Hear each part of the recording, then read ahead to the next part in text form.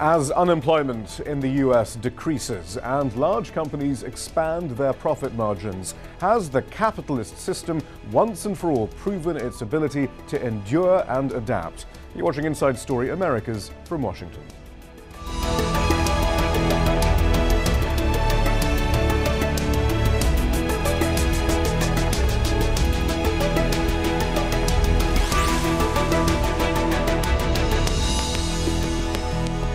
Hello, I'm Shihab Rutansi. The jobless rate in the United States has dropped to its lowest level in 4 years, and the economy, which in 2008 appeared to be on the brink of collapse, is said to be recovering. But a closer look reveals the damage that has been left behind.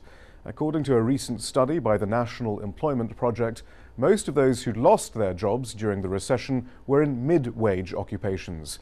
But most of the jobs that have been created during what's being called the recovery are in low-wage occupations, such as retail and food preparation. Meanwhile, the wealth gap is expanding even further. The richest are becoming richer, and banks like JP Morgan and Wells Fargo, who helped spark the economic crisis, are making record profits. So, will capitalism endure, or should Americans be considering an alternative economic system? To discuss this, we're joined from New York by journalist and co-author of the book Days of Destruction, Days of Revolt, Chris Hedges, and by Richard Wolff, economist and author of the book Democracy at Work, A Cure for Capitalism. Professor Richard Wolff, there does seem to be a narrative going around then that actually the crisis has proven capitalism's adaptability, its ability to survive. The system has got through another crisis, and now it's strengthened by the knowledge and by the lessons learned. So the market, once again, has won again and can endure. What do you make of that? Well, I think it's a highly premature judgment. If you think about it, for example, before the crisis hit in late 2007, unemployment in the United States was 5%. During the crisis, it rose to 10%. It's now about 7.7%. That's not even halfway back to where we were. And I should remind everyone, this was not a crisis that was expected or supposed to happen. The government of the United States was supposed to be equipped with monetary and fiscal policy to prevent such events and to cure them quickly if they occur. Neither of those proved possible. And here we are at the end of 5 years of an unanticipated and unmanaged crisis, still not even halfway back. I would say that raises more questions about the durability of capitalism than anything else. Right, but say, I remember there was an article by Martin Wolf in the FT a few months back where he was saying that's the point. This wasn't a failure of capitalism. It wasn't a failure of the system. It was a failure of regulation because, for example, the banking system is the most regulated industry of them all. Yes, but the problem was that the regulations that were put into effect, which the banks resisted, but were put into effect nonetheless after the last great collapse of capitalism, were supposed to prevent this from happening again. They didn't work. And in the face of this new crisis, all that we've done is a weak replication of the regulations that failed in the past, plus we have a banking and corporate system that has learned even better than before how to evade, weaken, and ultimately undo these kinds of regulations, so they are not a protection against these recurring breakdowns and their enormous social costs. All right then, Professor Derman, if capitalism hasn't quite recovered yet, the capitalists, though, are stronger than ever, though. Record profits, the polarization increasing even further, and the burden for the crisis being placed squarely on the worker through austerity programs. I mean, at the very least, though, capitalists have proven once again to be very enduring.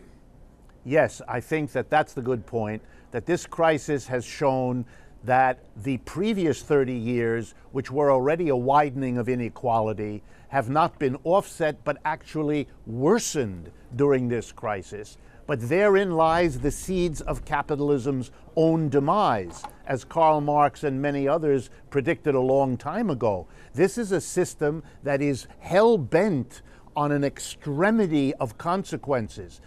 Great wealth for a tiny minority, greater and greater difficulty for the vast majority. but that augurs very poorly for the endurance of a system. And indeed, it reminds one of the previous collapses of previous empires when, in retrospect, they seem to have been driven to push the inequalities to the point where they imploded on themselves. And that's the problem for capitalism today. All right, we'll get into that perhaps a bit later then as to whether this really is a turning point. But Chris Hedges, in your book, Days of Destruction, Days of Revolt, you traveled through America and documented how capitalism works, the mechanism of capitalism. Tell us more about what you revealed. Well, we went, the book is illustrated by the graphic illustrator Joe Sacco, and we went to the poorest pockets of the United States, Camden, New Jersey, which per capita is the poorest city in the country, and this year set to become the most dangerous. Pine Ridge, South Dakota, Lakota Indian Reservation, the coal fields of southern West Virginia, the produce fields where workers, undocumented mostly, pick the nation's produce, to look at these so-called sacrifice zones, places where there has been no impediment to corporate capitalism, where they have had the capacity to commodify everything. Human beings have become commodities, and the natural world has become a commodity that they have exploited until exhaustion or collapse. That's why the environmental crisis is intimately twinned with the economic crisis. We see 40% of the summer Arctic sea ice melting, and the fossil fuel industry looks at it as a business opportunity. It's insane. But that's what happens when all of the restrictions and impediments are lifted on corporate capital, and you reconfigure the global economy, not just the national economy, into a form of neo-feudalism, a world where workers are told that they have to be competitive with sweatshop workers in Bangladesh who make 25 cents an hour, or prison labor in China. And that reconfiguration has beset the United States. It's physically apparent in the destruction of the Appalachians, in the destruction of former manufacturing centers such as Camden. And the human cost of that is staggering. We are essentially creating an oligarchic capitalist system. The assault on the working class, begun in earnest in 1994 with the passage of NAFTA, has largely been completed. Now the assault is underway on the middle class, and you mentioned at the top of the program, which is correct, that after 2008, for those people who lost jobs, when they regained employment, these were usually in the service sector, wages 50% or more less, without benefits or protection, and that's the world we're creating. So we looked at these places where there were no impediments to corporate capitalism first, because now we are seeing that template being visited upon the rest of the country, that when they finish in places like Camden, Detroit, Philadelphia, etc., then they cannibalize the rest of the country. And that's the process that we're undergoing. I think all of the normal measures by which we measure the growth of economy are false, in a sense that we don't look at what's happening to the vast majority of the working class and the poor and the cost that they're expected to pay in this reconfiguration. And that's really what the book was about. So, I mean, but it's nothing new then, this idea of, the maximization of profit and the exploitation of sacrifice zones. Is it simply, though, that now we're at a stage where technological advances on the one hand are able to make that destructive process perhaps a bit quicker, and that working people are less protected than they were, say, 30, 40 years ago? Is that maybe the novel bit of this? There are a couple things that are new. First of all, certainly you saw in the robber baron class at the end of the 19th century the same exploitation, or go back to the rise of the industrial age itself. Dickens wrote about this. And this, of course, is what precipitated Marx and Engels' own examination of capitalist systems. The difference is now that it's global, that it's easy to pick up a factory and move it. So workers are not only disempowered in terms of the breaking of unions, but because this is a global phenomena, you're able to migrate over the border into Mexico, and now we're seeing large-scale factory closures in Mexico as they pack up and go to Vietnam or Bangladesh or China or anywhere else. That's important.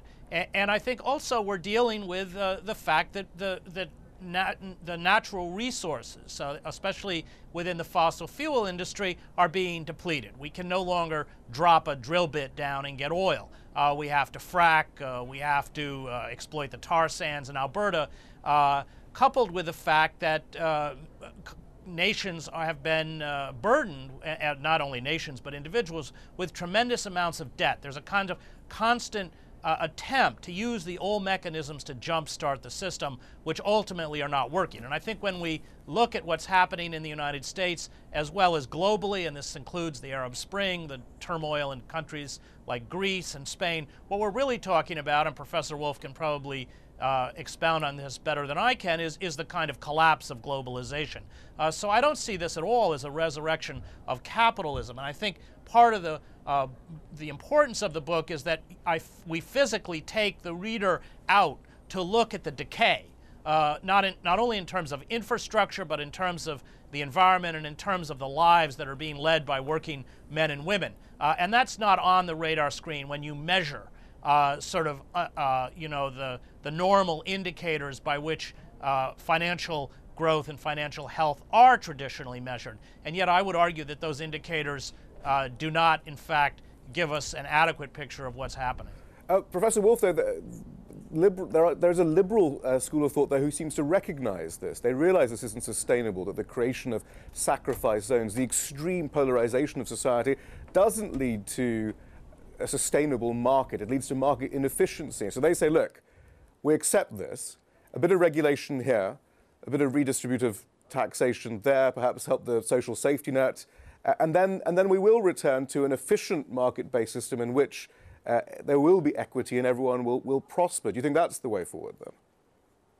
No, I think they've had their chance. You know, if you go back again to the 1930s, but even if you go to the beginning of this crisis, that's what we did. That's what our leaders know how to do. Tinkering around the edges, a stimulus program, a reconfiguration, dropping interest rates, pumping money. They've done everything that they're supposed to do, not only to try to prevent this, which they clearly couldn't, but to try to make it a short and shallow decline. They couldn't do that either.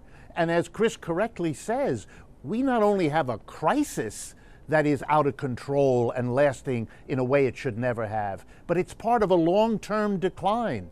Capitalism is leaving where the wages are high and going to where they are low, as if to say to the mass of working people, having struggled to get a good life, having struggled to get decent wages, your reward is that the employer responds by moving to places which are cheaper and more profitable, leaving you to decline for so long until you're so low that it becomes interesting again for them, decades down the road, to come back here. This is a project in which the promise of capitalism, that whatever its flaws, it would deliver the goods, is no longer sustainable. For most people, capitalism keeps delivering bads more and more and driving people, as you can see across Europe, to a level of rejection of government policies, government parties, and all of this tinkering that we haven't seen in nearly a century. All right, well, Chris Hedges, I mean, let's return to some of the communities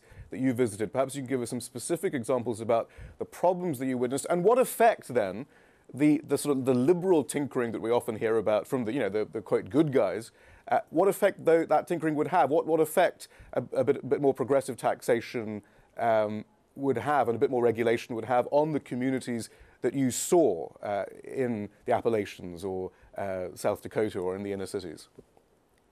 None. These communities have been destroyed in places like Camden. And we just saw the Camden City fire their entire police department because they're unionized and recreate a countywide police force, rehiring many of those laid off workers at half the salary. There are no impediments left. That's the point to corporate capitalism. And there's no way ultimately to fight back. You go out to Pine Ridge, the average life expectancy for a male is 48. That's the lowest in the Western Hemisphere outside of Haiti. At any one time, 60% of the dwellings on Pine Ridge have neither electricity or running water. 80% alcoholism rate. You go into the old coal camps in southern West Virginia where we traveled, and Joe and I, who had covered the war in Bosnia, thought we were back in Bosnia, because you go into these towns, this is also true in Camden, whole city blocks abandoned, and because of arson, you just see charred remains of houses and one spindly chimney after another. And when people sink to this level of despair, they often retreat into substance abuse. In southern West Virginia, it tends to be opiates like Oxycontin. They call it hillbilly heroin. You'd start doing interviews in these towns, and it was like interviewing zombies. On the streets of Camden, it's more traditional urban drugs, including wet, which is marijuana leaves soaked in PCP.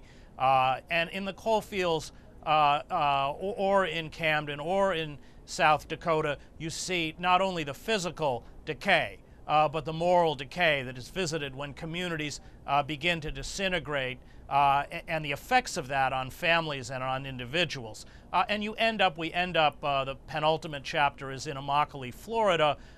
Florida has the worst labor laws in the country. I mean, for example, in Florida, collective bargaining is legal, but an employer can fire an employee for attempting to organize workers. So there's no legal redress. In essence, collective bargaining is illegal. There you have undocumented workers, the perfect worker in the eyes of the corporate state, in the vast race to the bottom. Immokalee is the bottom. That's where they want us to go. There you have workers who show up every morning in collection points at 4 in the morning, trying to find work in the fields. If they can't find work, they can't pay the $50 a week for a mattress in an old trailer. So you have encampments outside, people literally sleeping under trees. And not surprisingly, you see examples of slavery, where workers are kept against their will in barbed wire enclosures, periodically uncovered by authorities. Their families are threatened back in Mexico or Honduras or Guatemala. We interviewed one worker who for 2 years had been chained in the back of a truck. All of the workers had been forced to defecate in a corner of that truck. Eventually, 3 workers punched a hole in the roof, went to authorities, and when they made a raid, the workers didn't want to go to court because they were worried that reprisals would be taken out on their relatives. We interviewed a worker who did, but he was blacklisted. He was an alcoholic, sleeping under a mango tree. He couldn't get work because when he went to the collection points, because he had testified, the crew leaders wouldn't hire him. Now we're seeing those kinds of conditions being replicated in the hotel industry, in the garment industry. There is no protection anymore for the working class. That's part of the whole assault on teachers' unions, public sector unions. It's the right to work, so-called right to work law that was just passed in Michigan. It's a world of masters and serfs, and we're not as far advanced as we are in other countries. But it's certainly there's nothing left to stop it anymore.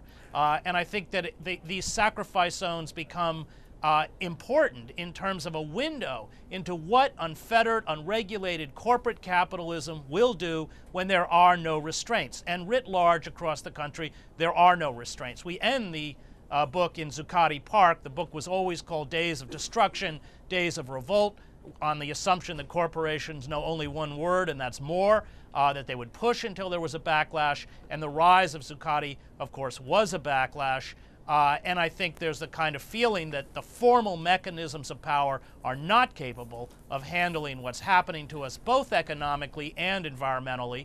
We saw this in Doha, the refusal to confront the gravity and the seriousness of the climate crisis, and that all we have left is civil disobedience. Now, that political paralysis, in essence, and I lived through it, I covered the war in Yugoslavia for the New York Times, is very frightening.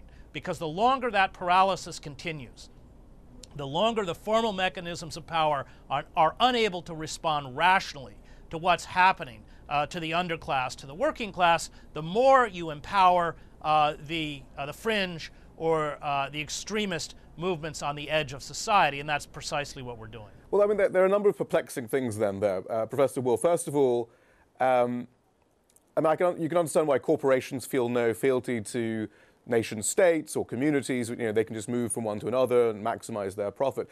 But when the business model of the leading industries is to destroy the planet effectively by extracting as much carbon-based fuel and increasing global warming, I mean, that's not going to do much for shareholder value if the planet's destroyed, though. So why isn't that mechanism then kicking in?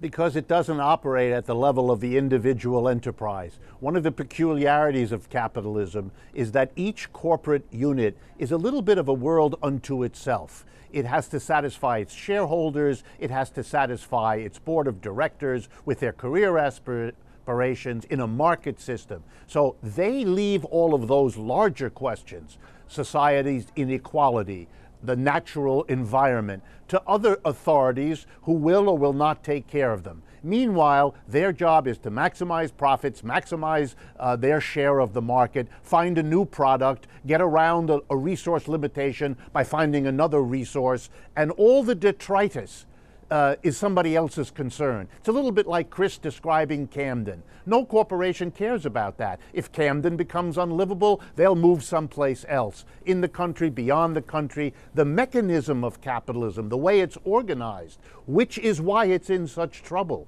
leads to a logic and a structure of decision-making that is moving us into the problem worse rather than solving it. We've only got 4 minutes left, I'm afraid, but we've got to now talk about alternatives quickly then. The cure for capitalism, Professor Wolff.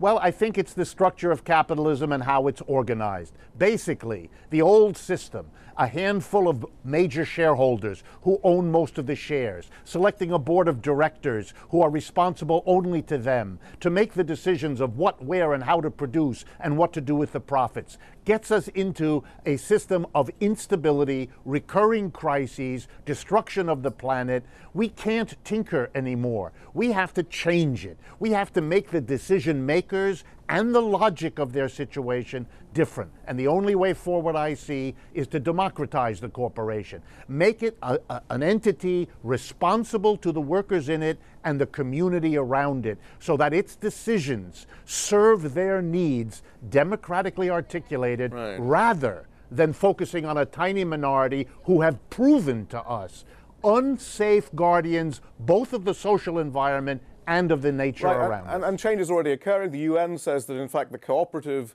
business model might be is the fastest growing and might be dominant by 2025. The problem there, Chris Hedges, then, is we don't have time for the corporate system or workers' self-directed enterprises and all these things to take hold because of the environmental crisis that you have documented. I mean, how is this change? We don't have time for organic change, organic social change. So how's this going to happen in time, Chris?